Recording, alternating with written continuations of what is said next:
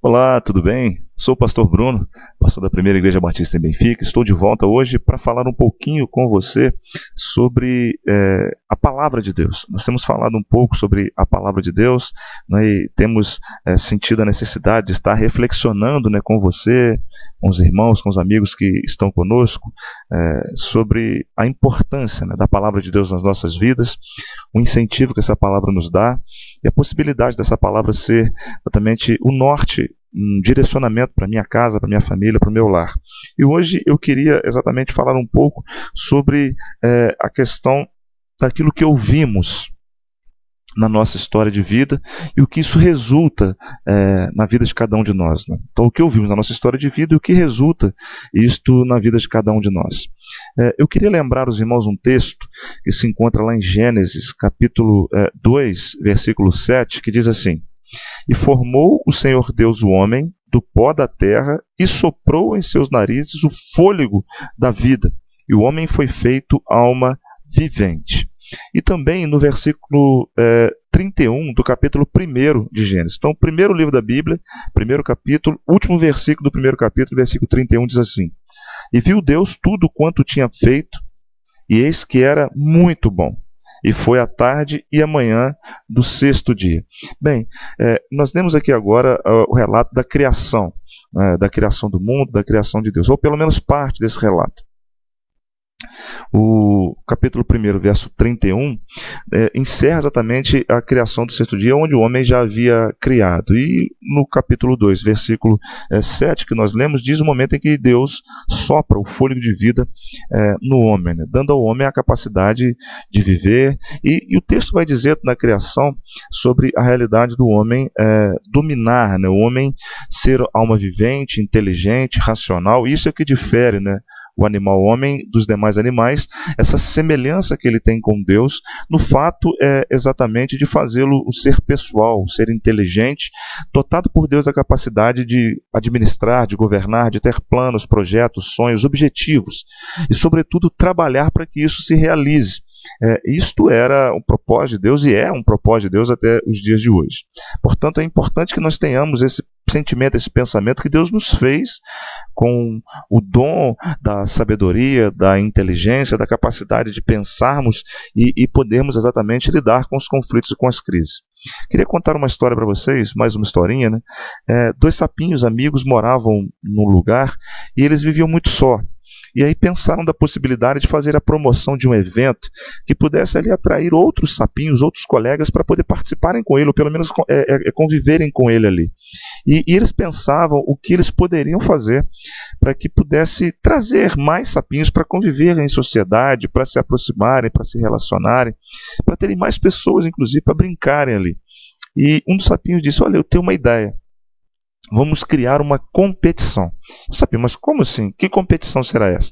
Ele falou: nós vamos colocar no alto daquele morro ali, daquele mastro ali, está vendo? Tem aquele mastro grande lá e alto. Nós vamos colocar no alto lá um grande prêmio que vai ser a atração de todos os sapos. Foi uma qual será o prêmio? Nós vamos colocar um saco cheio de insetos fresquinhos para aquele que chegar lá em cima primeiro, tomar lá o prêmio. Ele, além de ser o ganhador, ganhará fama entre nós, e aí a gente poderá ajudar a fazer com que ele seja promovido, né? O grande homem, ou o grande sapinho, né, que fez a proeza improvável de alcançar lá o grande prêmio. E aí ele falou: mas como vamos fazer isso? Vamos fazer uma divulgação. E começaram então a fazer a divulgação, né? Usaram lá todos os artifícios necessários para que todos os sapos, né, das regiões vizinhas pudessem ver aquele grande evento, aquela promoção, e sentir o desejo de participar ali. Muitos sapos foram concorrer, e atraiu muita gente. A imprensa local estava lá, né, as pessoas falando nas redes sociais, né, os sapinhos falando das suas redes sociais, daquele grande evento. E aí já estavam preparando para dar a largada, e de repente chegou um sapinho, né? O sapinho atrasado, muito cansado, ele parecia estar até debilitado, pediu para se inscrever lá. E as pessoas ficaram com pena dele. Falaram: tadinho, olha só, ele veio cansado, deve ter vindo de longe, mesmo debilitado, ele ainda quer se inscrever, mas pela pena que tiveram, deixaram ele se inscrever. E ele se inscreveu.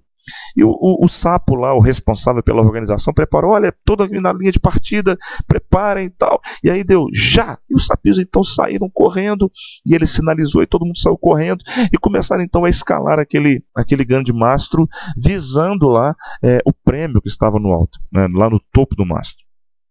Ao longo desse tempo começou uma grande tempestade, grandes ventos, alguns sapinhos começaram a desistir. E toda a multidão de sapinhos gritava, gente, vocês não podem conseguir, vocês precisam desistir. Muitos paravam e pensavam exatamente que era perigoso. Alguns começaram a cair, outros começaram a desistir, começaram a voltar, mas aquele sapinho cansado continuou escalando, escalando, escalando. E as pessoas começaram a olhar, gente, olha, nós estamos com pena daquele sapinho, ele vai cair, você não vai conseguir. E gritavam, pare, pare, pare, você não vai conseguir. E aquele sapinho ainda insistentemente continuava escalando, escalando, escalando, até que todos desistiram, mas ele não. E ele alcançou o topo e venceu e pegou o seu prêmio e desceu, e o pessoal aclamava, ele era ovacionado, né, pela multidão de sapinhos, aplaudiram e chamavam ele e gritavam ele, e a imprensa local, as redes sociais queriam conversar com ele, gritavam, sapinho, venha cá, ei, venha cá, venha dar uma entrevista, fale o seu segredo, o que você fez para conseguir isso. E para surpresa de todos, aquele sapinho, ele era surdo. Bem, mediante isso, o que nós podemos ver é que a grande maioria das pessoas que nos cercam tem o interesse de que nós não sejamos vencedores. A grande maioria das pessoas que estão ao nosso redor não se satisfazem ou não tem prazer e alegria na nossa vitória. Talvez vão dizer que o tempo não está favorável para que nós alcancemos aquilo que estamos almejando.